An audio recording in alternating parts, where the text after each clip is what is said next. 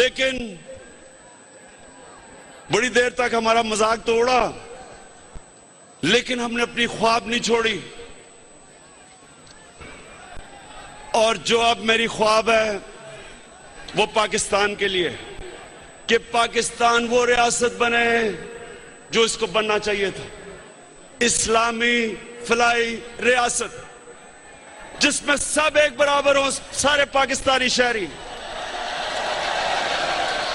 जिस रियासत में सिर्फ इंसाफ ना मिले, तालीम मिले।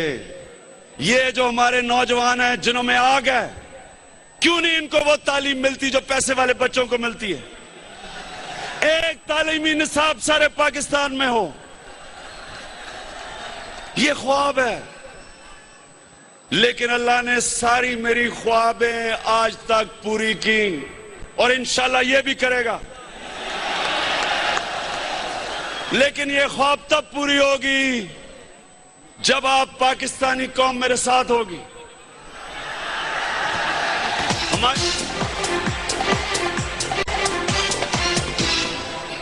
ये वक्त नहीं है सोने का,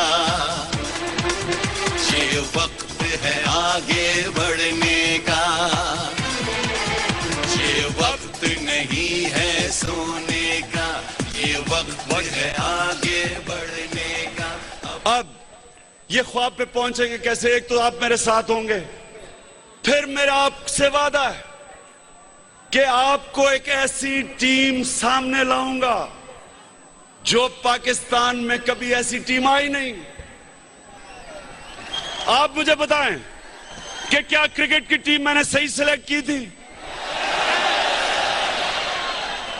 शौकत खानम की टीम बेहतरीन टीम है, नमल यूनिवर्सिटी की बेहतरीन टीम है। पाकिस्तान को एक इस्लामी फलाई रियासत बनाने के लिए इंशाल्लाह एक ऐसी टीम आपके सामने ला रहा हूं। कभी पाकिस्तान में ऐसी टीम नहीं आई, क्योंकि वो मेरिट पे होगी। कोई सिफारिशी इस टीम में नहीं आएगा। जितनी मर्जी इमरान खान की चमचागिरी कर लो, कोई फायदा नहीं होगा।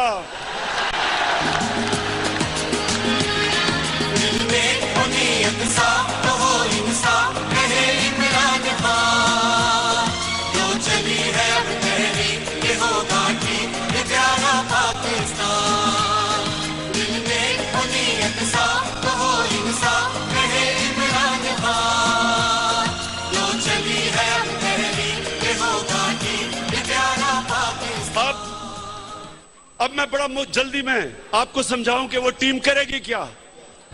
अभी हमारी टीम जहांगीर तरीन के नीचे हर चीज के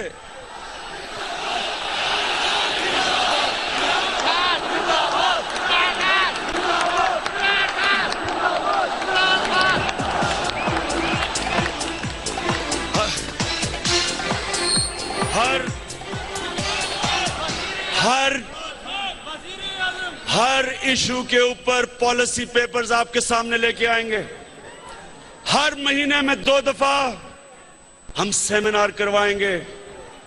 कभी आपके अपने सामने माशी पॉलिसी लेके आएंगे, अपनी काश्तकारों के लिए policy, transport policy, local government की पॉलिसी, फॉरेन पॉलिसी, कि कैसे पाकिस्तान एक आजाद मुल्क बनेगा। आपके सामने एजुकेशन पॉलिसी रखेंगे और सबसे बड़ी चीज कि आपके सामने एक टैक्स का निजाम लेके आएंगे कि कभी मुल्क को किसी से भीख मांगनी नहीं पड़ेगी।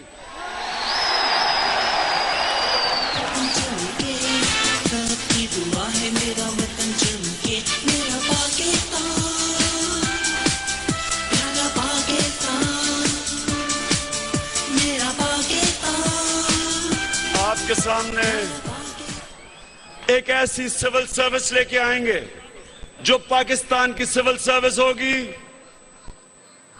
वो किसी सियासतदान के नौकर नहीं बनेंगे, मेरिट के ऊपर लेके आएंगे। पब्लिक सर्विस कमीशन को मेरिट के ऊपर इस मुल्क में सिविल सर्विस की सिलेक्शन करवाएंगे। पुलिस ऐसी होगी कि कोई सियासी मुदाखलात पुलिस के अंदर नहीं होने देंगे। पुलिस को मेरिट के ऊपर लेके आएंगे और इंशाल्लाह एक दिन आएगा जब तहरीक इंसाफ की इंशाल्लाह हुकूमत आएगी कि इमरान खान की भी गाड़ी रोक लेंगे कि तेज चला रहा था। इंसाफ, इज्जत, अमन अमान मान रहा है पाकिस्तान। खैबर से कराची तक एक ही नारा, एक ही नाम, इमरान खान, इमरान खान। आपके लिए, आपके सामने लेबर पॉलिसी लेके आएंगे अपने मजदूरों के लिए। बेचारे मजदूर मर रहे हैं आजकल, कोई पूछने वाला नहीं उसको। बेचारा महंगाई में डूब रहा है, तनख्वाहें किधर गई। पाकिस्तान की 50 साल की तारीख में कभी इतनी महंगाई नहीं हुई जो आज है। वो बेचारे मजदूरों का क्या बनेगा? कैसे वो घर में अपने बीवी बच्चे पालेंगे? उनको खाना ही मुश्किल है देना, उनको पढ़ा कैसे सकते हैं? पाकिस्तान के मजदूरों, फिक्र ना करो, आपके साथ तहरीक इंसाफ खड़ी होगी। एक एक आपका हकूक की हम तफज करेंगे। जब तक पाकिस्तान का निचला 50% तबका उठता नहीं, मुल्क का कोई मुस्तकबिल नहीं है। सारी पॉलिसीज तहरीक इंसाफ की निचले 50% तबके के लिए बनेंगी, ऊपर के 1% के तबके के लिए नहीं बनेंगी। जब रोटी सस्ती होगी और महंगी होगी जान, वो दिन फिर आएगा जब ऐसा होगा पाकिस्तान। मैं तो देखूंगा, मैं तो देखूंगा। और अपने काश्तकारों से, छोटे किसानों से ये जरा गौर से बात सुने कि पाकिस्तान का पंजाब है और हिंदुस्तान का पंजाब है, वही जमीन, वही जमीन। इस तरफ पाकिस्तान का पंजाब, दूसरी तरफ हिंदुस्तान का पंजाब। पाकिस्तान के पंजाब में पैदावार कम और हिंदुस्तान के पंजाब में 3 गुना ज्यादा पैदावार। अगर सिर्फ पंजाब के अंदर गंदम, अगर पंजाब के अंदर गंदम फी एकड़ उतनी पैदावार हो जाए जो हिंदुस्तान पंजाब में है, तो 300 अरब रुपया हमें इजाफे में मिलता है। 300 अरब रुपया।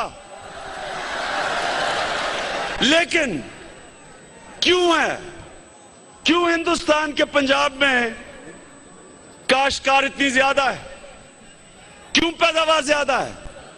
क्योंकि वहां वो बिजली मुफ्त देते हैं, मुफ्त बीज देते हैं, कम कीमतों पे खादें देते हैं। तो कितना पैसा लग जाता होगा?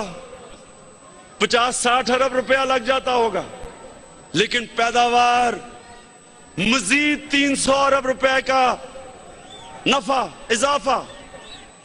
तो पाकिस्तान में भी वक्त आ गया है कि अपने छोटे, जो 10 एकड़ से कम हमारा काश्तकार है, वक्त आ गया है हम भी उसकी मदद करें।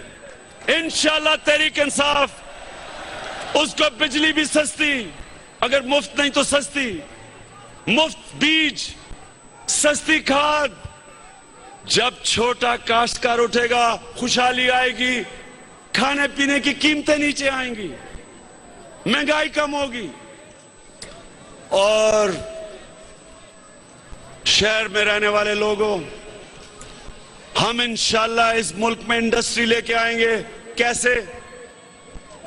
ये मैं आपके सामने खड़ा होकर कह रहा हूं, और याद रखें अभी तक आपसे कोई झूठ नहीं बोला। इस मुल्क का सबसे बड़ा असासा बैरून मुल्क पाकिस्तानी है, अरबों डॉलर है उनके पास।